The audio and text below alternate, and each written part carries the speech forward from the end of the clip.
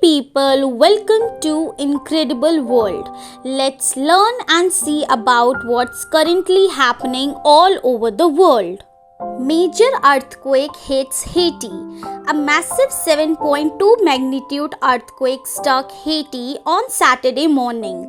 The US Geological Survey said rising fear of destruction similar to the devastating 2010 quake that shattered the country.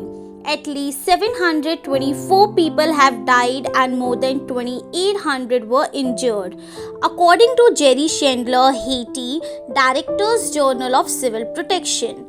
The USGS predict that the death toll could reach into thousands.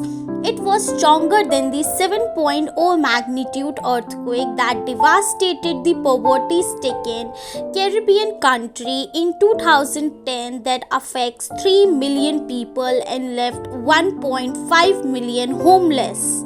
Israel continues to demolish Palestinian homes. A report published July 15 by the United Nations Office for the Coordination of Humanitarian Affairs revealed that the Israeli authorities have demolished at least 474 Palestinian-owned structures in the West Bank since early this year, including 750 buildings funded by international donors.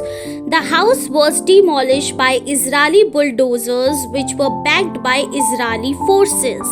International law regards both the West Bank and East Al-Quds as occupied territories and consider all Israeli settlements building activity there to be illegal.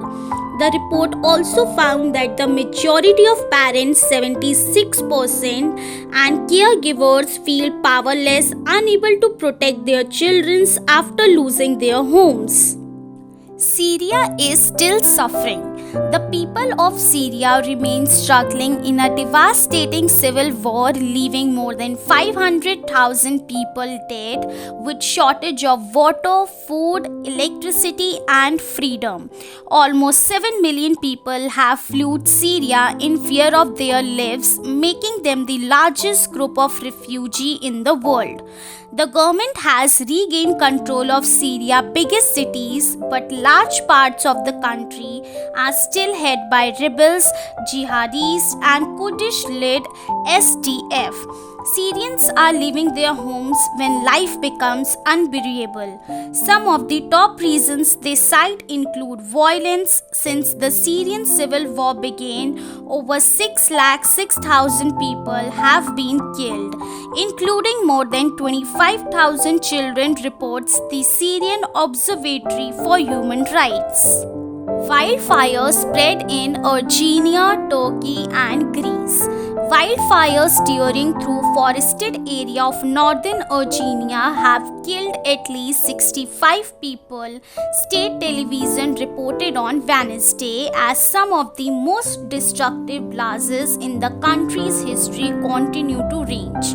The government has deployed the army to help fight the fires, which have burned most fiercely in the mountainous Kabyle region, and 28 of the deaths are soldiers, with another 12 critically injured with burns.